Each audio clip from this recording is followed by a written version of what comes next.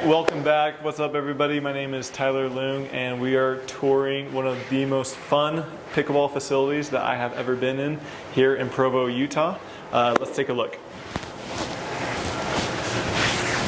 So you enter these doors, and right here you have two more doors you come through, and then the pickleball court is right here. It is an outdoor court surface, and so it's as if you were playing outside, but you don't have to deal with the sun, the wind, and all the other harsh elements. This is so much fun. They have a huge trampoline park over here, and so if you have any family or friends or kids or whatever, you can bring them and they can have a great time while you're playing pickleball. Let's see. They have another heavy-duty net. This one is also a Premier by Douglas.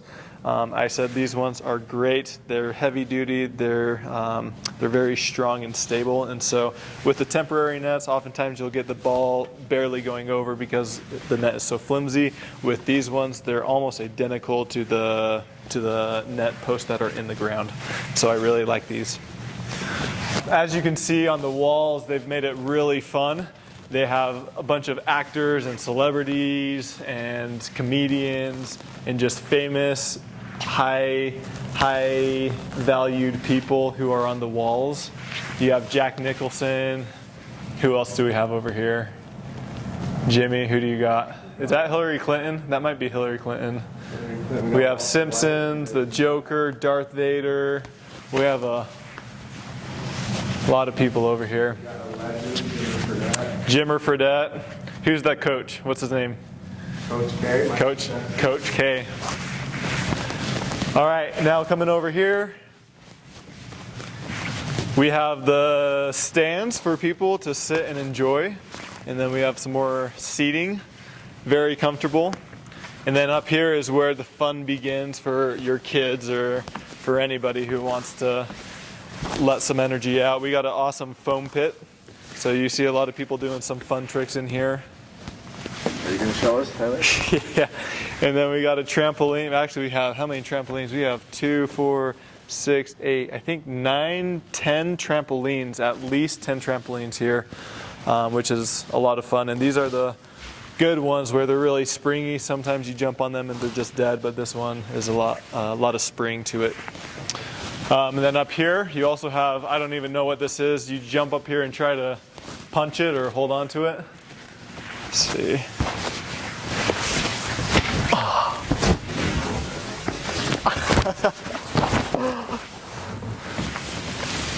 What will you give me if I can hold on to that? Oh, there's another trampoline. Oh.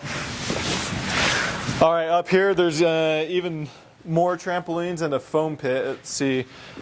I'm guessing this is where a lot of gymnasts practice or train. Let's see.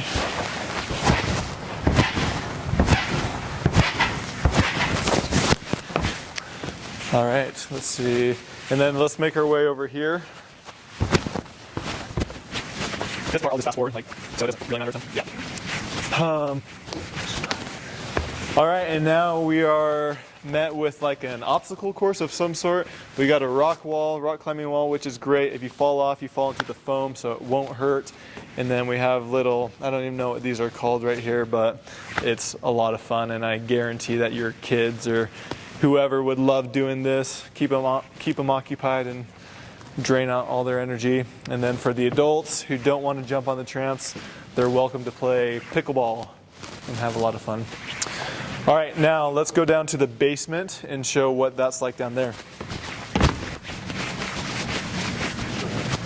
I didn't even know that. Yeah. Is it still rolling? Okay. So we're going down to the basement now. There's 2 entrances to the basement, and in the basement is where the locker rooms used to be, and they've transferred them a little bit. They've kind of changed them up, and there's also a weight room down there. So let's go take a look. All right, so this looks like it's a bathroom. No, this may have been the older bathroom. Wow. Yep, so we got 2 urinals, washing and dryer, and then another toilet in here, and that might be a ice machine, if I had to guess. Let's see. And then this, I believe, was the old locker room. So you come in here, and they've done everything. They've got new walls right here, which is really cool. And then they have the lockers right here. This is a sauna right here, which is great. After you're done working out or playing pickleball, you can come relax. And then here is more of a steam room, and then a shower right there. And then I think this is a ice cold bath, maybe. The walls are really cool. And then on this side we have the women's locker room, which we will not be going in, but I imagine it's the same setup. And then this is a really cool room. 1, 2, 3. No, wrong light. All right, 1, 2, 3. All right, come on in. Mirrors everywhere. Yeah, so this is a weight room. I don't know what this room was before, but they have a bunch of weights in here that you can work out and kind of be alone, do your own thing. And then we also have another bathroom right here.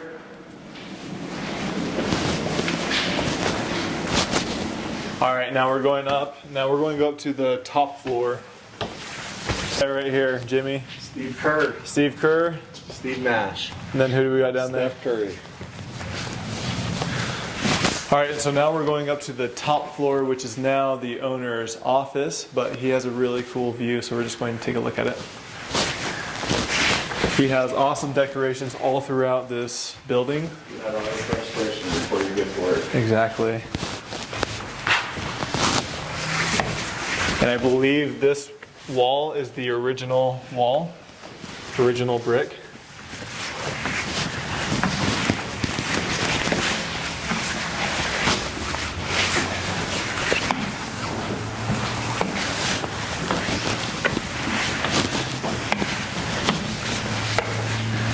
And then this is the top floor where he has a lot of his meetings. His office is back here, just some seating area. And this view is beautiful. I don't know if you can see it in the camera, but this overlooks the city.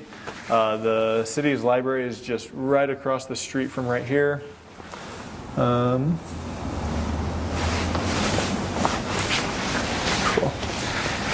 And then in here we have the owner's actual office where he spends a lot of his day.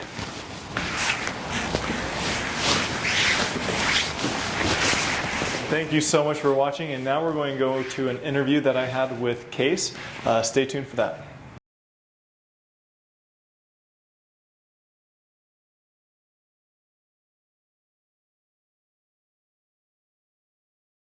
Perfect. All right, so I'm joined with Case, and he is the owner of this beautiful facility. And so he's just going to talk to us about the history, what makes this place so unique. But before we get going, tell us your skill level and how long you've been playing pickleball for.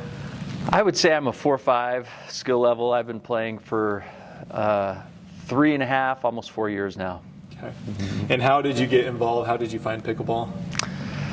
That's a good question. I was at kind of a juncture, a career juncture in life, looking to get back into shape, and so it kind of examined some options of something I thought would be appealing and work for me that would be a vehicle to get back into shape, and discovered pickleball that way. So you found it on your own, just did some research, had certainly talked to others who had been playing and suggested checking it out. Awesome. But didn't really have any close friends who were playing regularly. Awesome. Most of the time we hear of people whose friends get them involved rather than them going out and doing their own research. So that's pretty cool. Yeah. So we are in an awesome, very historic building. Can you give us a little background on this building? Yes. So this building is the original BYU gymnasium. It was built in 1912. And while it was under construction, BYU moved up the hill to what they call upper campus. And then as they did that, they turned this into the women's gym. That time they had both a women's and a men's gym. And it served that purpose for decades. And somehow got into private hands in the 1970s. Served as a thrift store and some other small business, a venue for a couple small business ventures here locally. And I was able to buy it in 2015 and began a 2-year renovation of it. Wow. And so before this was for basketball, you said? Or Yeah, it was wood floor. Okay. So what we're standing on is actually, we'll get into more detail on this in a little Yeah. bit. But this was where they had This all their was, in games. fact, we've got pictures of collegiate basketball games held on this floor. Wow. Collegiate volleyball games for decades. So this was sort of an all-purpose sports field house in the oldest, finest tradition. Yeah. And the sturdiness of it is, it's actually held up very well. Most of what we did was cosmetic. There weren't a lot of structural things that needed to be done. It was built very well, but that's kind of part of the story of how it got here. Awesome. How did you, so we're standing on the floor and the original flooring is still below us. Yes. What was the process with that? That's part of the unique story to this court. So the original flooring, of course, is wood. This is also a second level. So there is a basement level, and this entire floor, this entire wooden sports floor, is held up by beams.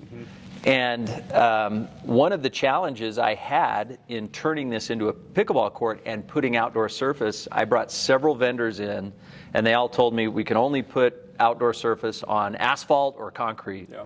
And so that held me up for over a year, in terms of turning this into a world-class pickleball facility.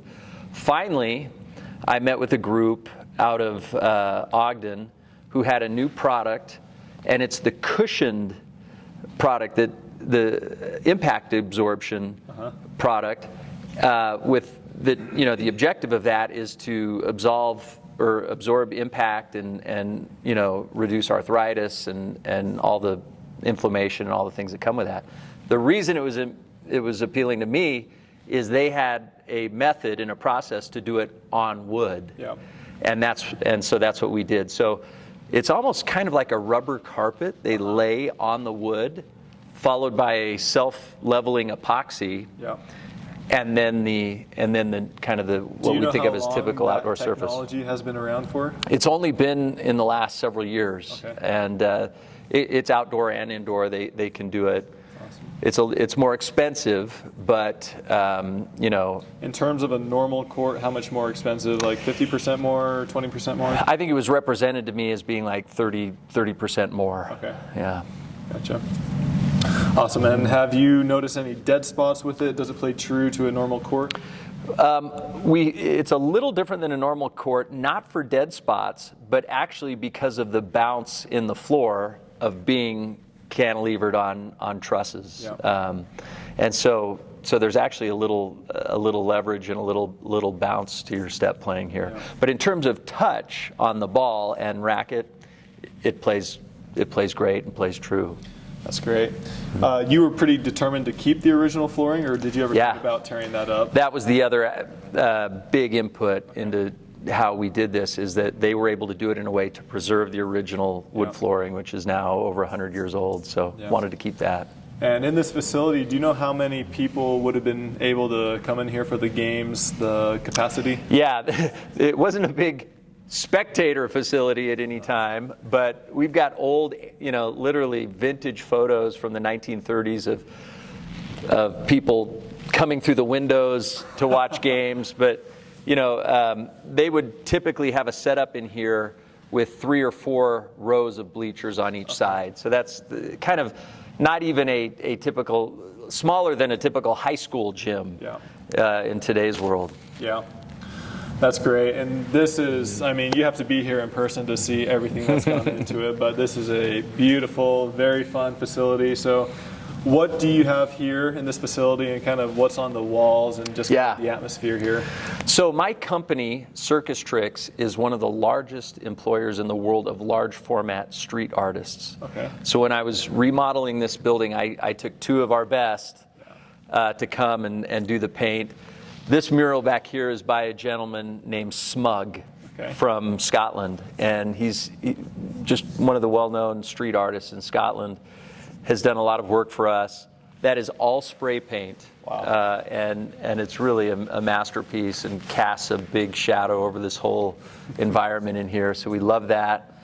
And then Mac McClellan is sort of more the portrait artist who did more of these more detailed portraits. So on here. the walls, there's a bunch of celebrities, Yeah. comedians, actors, whoever. Yeah. What was the determining factor that played into who got up there on the wall? It was kind of just a creative evolution. We knew we wanted to create fans, and create spectators. And so when you got to come up with 200 to 300 fans, Yeah. you scrape the barrel pretty quickly, and you need to get creative about coming up with new personalities to put on there. A lot of it had to do with who the artist felt comfortable painting, and he Yeah. had experience doing a lot of more pop culture type figures, and he was good at it. So If somebody came up to you and said, "I'll give you X amount to be painted up there," absolutely, we're open for business.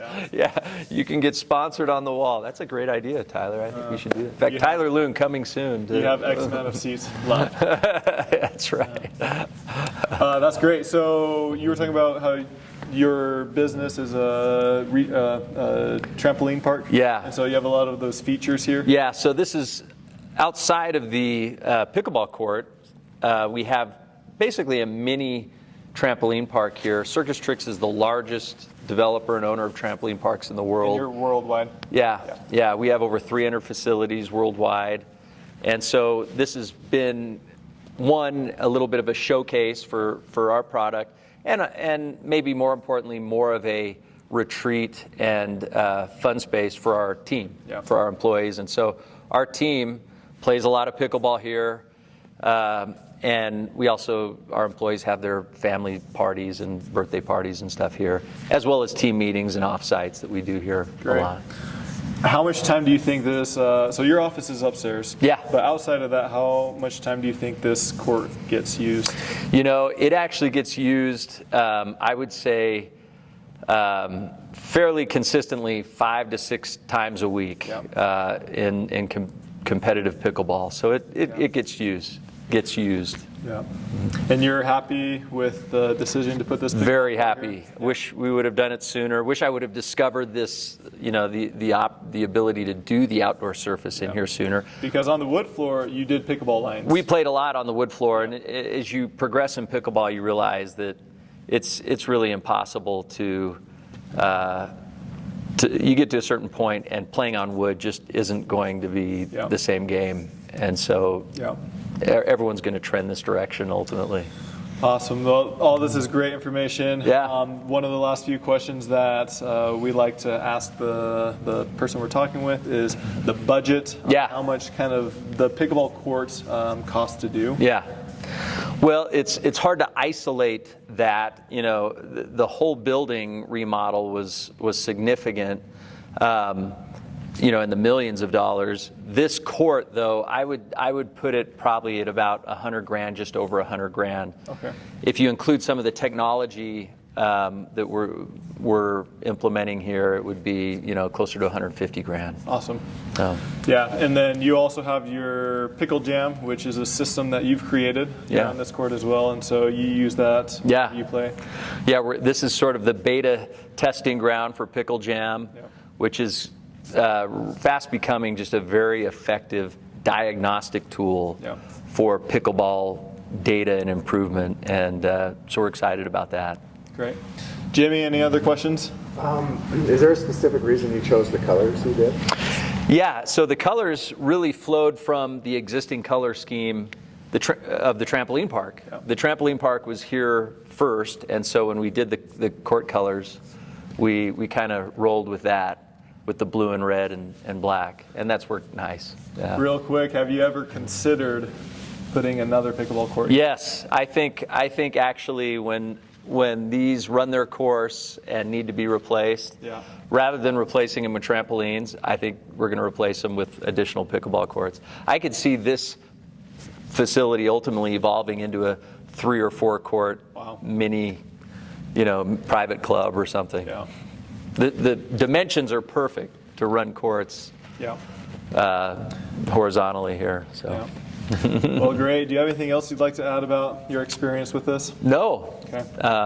It's worth it. If you're on the edge, do it. The indoor court makes all the difference to consistent play, especially in a climate like Utah. Fluctuates. Makes all the difference. Yeah. Alrighty, well, thank you once again, Case. We're going Thank to you. your place. All right.